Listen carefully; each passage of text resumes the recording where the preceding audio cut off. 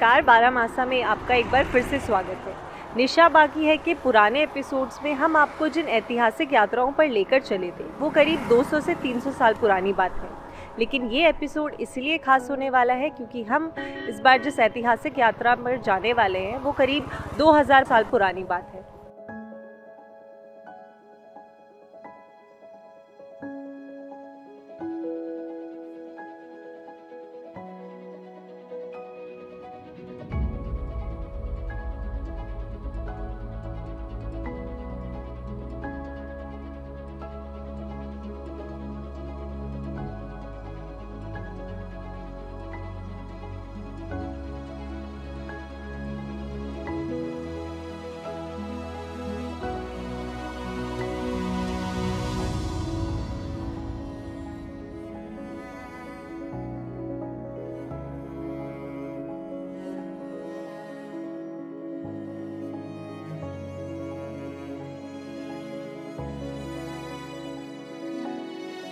चंद्रगुप्त मौर्य, बिंदुसार और फिर अशोक, ये महान राजा मौर्य वंश से संबंधित थे। अशोक भी ऐसे ही महान राजा थे जिनका साम्राज्य भारत, पाकिस्तान, नेपाल, भूटान, अफगानिस्तान, म्यांमार तक इनका साम्राज्य फैला हुआ था। उन्हें चक्रवर्ती सम्राट भी कहा जाता था। चक्रवर्ती यानी सम्राटों का सम्राट। भारत के वो इकलौते ऐसे शासक थे जिन्हें चक्रवर्ती के नाम से जाना गया। लेकिन कलिंग की लड़ाई के बाद अशोक का धर्म परिवर्तन हो गया। उन्होंने अहिंसा का मार्ग अपनाया और अपने गुरु, धर्मगुरु उपागुप्त की शरण में उन्होंने बौद्ध धर्म अपना लिया। उसके बाद उन्होंने अपनी क्षेत्रीय विस्तार जो नीति है उसको पूरी तरीके से रोक दिया और जो क्षेत्र उनके जो राज्य के अंदर था उसी में वो अहिंसा और बौद्ध धर्म का जो प्रचार है वो उसे करने लगे। चक्राता देहरादून का एक महत्वपूर्ण ऐतिहासिक स्थान है जहाँ पर कई ऐतिहासिक इमारतें मौजूद हैं। उनमें से एक है सम्राट अशोक का बनाया हुआ, या ये कह सकते हैं सम्राट अशोक ने जो पूरे भारत में 14 शिलालेख जो बनाए थे उसमें से उत्तर भारत का इकलौता शिलालेख मौजूद है देहरादून के कालसी में। कलिंग की खूनी लड़ाई के बाद अशोक को ये महसूस हुआ कि धम्म से हासिल की गई जीत ही सबसे बड़ी जीत है।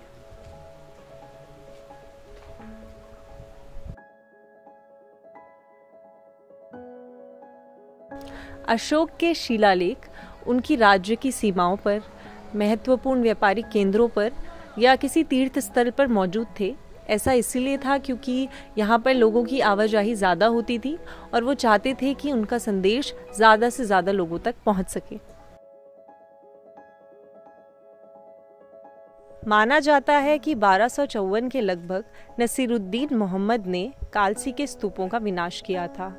फिर 1860 के दशक में फॉरेस्ट नाम के एक ब्रिटिश ऑफिसर ने इस स्थान की खोज की थी और उसके बाद अब ये स्थान आर्कियोलॉजिकल सर्वे ऑफ इंडिया के अंडर प्रोटेक्टेड है।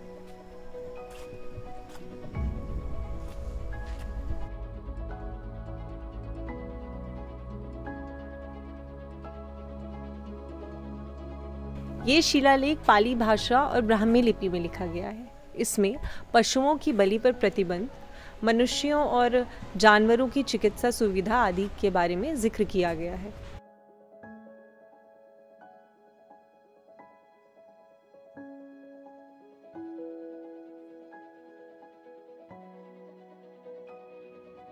आप जो यहाँ पर ये पत्थर देख रहे हैं इस पे जो मूर्ति बनी हुई है वो बीच में सम्राट अशोक हैं और ऐसा कहा जाता है उनके साथ उनकी बीवी और उनकी जो बेटी है संघमित्रा, ये उनकी आकृति इसमें बनी हुई है।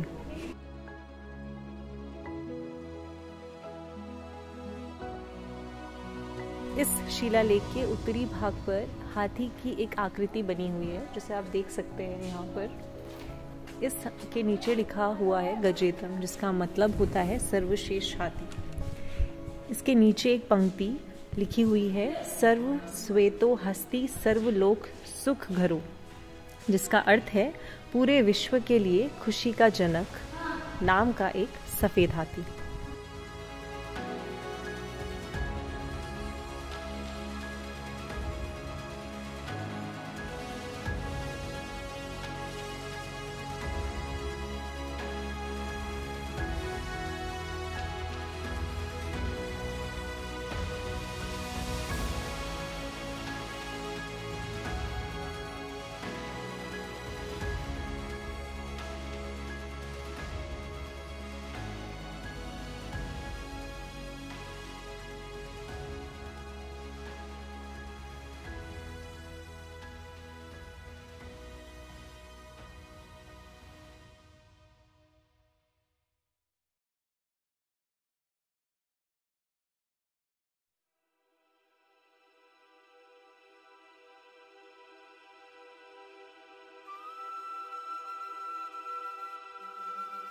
अब हम पहुंच चुके हैं अपनी दूसरी लोकेशन पर, जो कि मौजूद है विकास नगर से 6 किलोमीटर दूर एक गांव पड़ता है जिसका नाम है जगत ग्राम। यहाँ पर बड़ोवाला में ये गांव स्थित है और इस गांव में एक ऐसी साइट मौजूद है जिसके बारे में लोगों को नहीं मालूम है। हम भी काफ़ी पता करते हुए इस जगह पे पहुँचे हैं।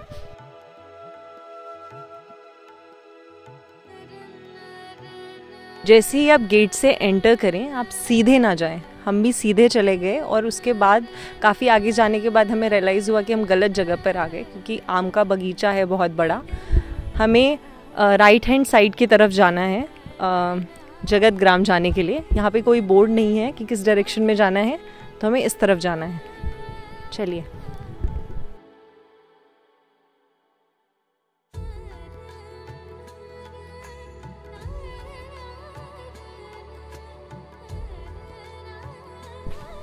तो चलिए हम इस 3री शताब्दी पुरानी जगह को एक्सप्लोर करते हैं।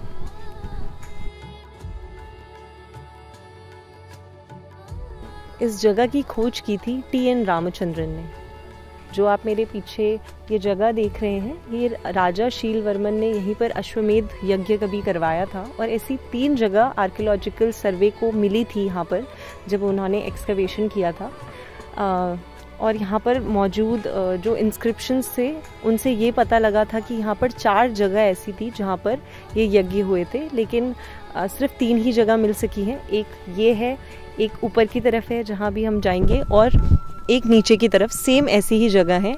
3 लोकेशंस हैं जो प्रोटेक्ट करी हुई हैं आर्कियोलॉजिकल सर्वे ने।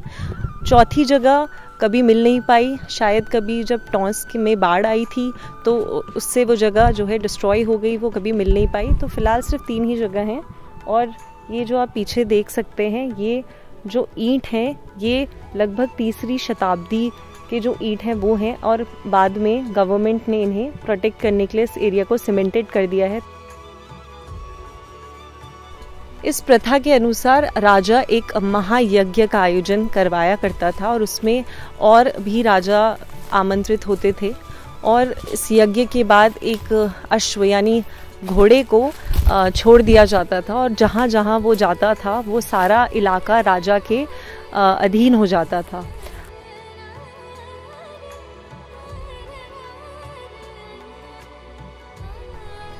उस घोड़े के पीछे पीछे राजा की एक सेना की टुकड़ी भी जाती थी, और अगर कोई भी अन्य राजा जिसकी टेरिटरी में वो घोड़ा आता था, अगर उसको राजा के अंदर रहना मंजूर नहीं होता था तो फिर उसके बाद राजा से उनका युद्ध हुआ करता था।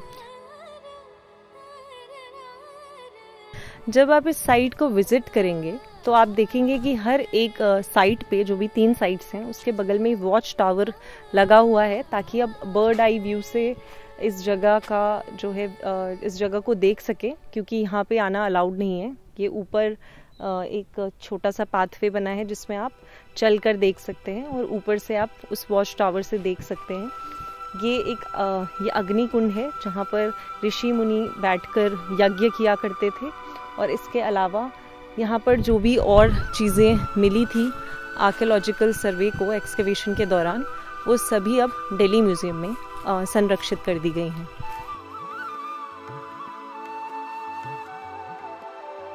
जब इस जगह की खोज हुई तो यहाँ पर संस्कृत भाषा और ब्राह्मी लिपि में लिखे गए कुछ इंस्क्रिप्शंस मिले।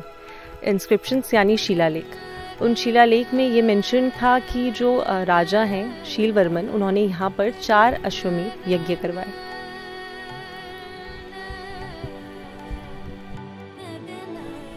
और एक खास बात इस जगह की ये भी थी कि ये जो वेदी थी, ये जो आप देख सकते हैं, ये हॉक या फिर एक ईगल यानी बाज के शेप में ये जो वेदी थी वो फैली हुई थी। ऐसी ही वेदियाँ आपको उत्तर प्रदेश के कौसंबी में भी मिलती हैं, और उत्तराखंड के उत्तरकाशी के पुरोला जिले में भी ऐसी ही वेदी देखने को मिलती हैं।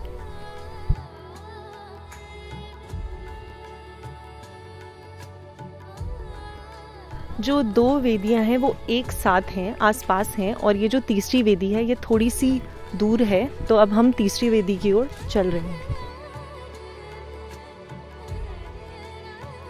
जो तीसरी वेदिका है वो ज़्यादा प्रोमिनेंट है, मतलब ज़्यादा उसमें इतना डिस्ट्रक्शन नहीं हुआ है। तो इसमें जो गरुड़ की आकृति है वो आप आसानी से देख सकते हैं। इन वेदिकाओं को सिया चिट्टी का जो नाम है वो दिया गया है। और अगर मैं आपको दिखाऊं तो ये गरुड़ की आकृति में ये पूरा है। ये जो इसका चोंच है यहाँ पर, ये इसके पंख हैं और पीछे की तरफ उसकी पूंछ है। तो एक गरुड़ के शेप में इस वेदिका को बनाया गया था। अलग अलग तरीके से, जैसे चंद्र जो वंश थे वो चंद्रमा की आकृति की वेदिका बनाया करते थे। सूर्यवंशी इस तरह की आकृति, सूर्य की आकृति बनाया करते थे। जैसे हमारे कहा जाता है कि रावण के वध के बाद राम ने भी यज्ञ करवाया था, तो सूर्य का उन्होंने वो बनाया था क्योंकि वो सूर्यवंशी थे। तो इसी तरह शीलवर्मन ने यहाँ पर एक ईगल या हॉक कुछ कह सकते हैं ऐसे, उस आकृति का यहाँ पर वेदिका बनी थी।